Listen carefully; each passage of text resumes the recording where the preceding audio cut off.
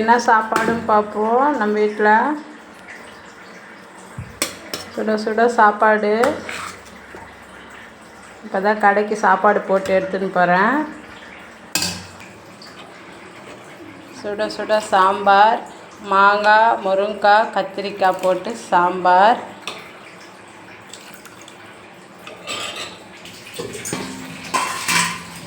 இது கூடயே உருளைக்கிழங்கு, கத்திரிக்காய் போட்டு வறுவல்.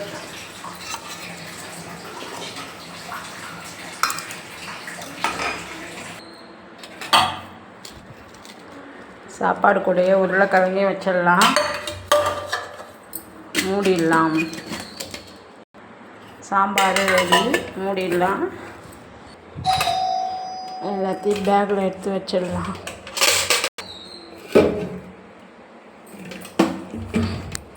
கடைக்கு சாப்பாடு ரெடி.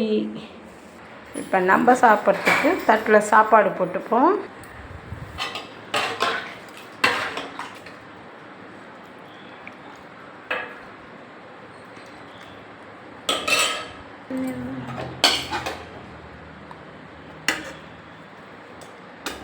வாங்க சாப்பிட்லாம்.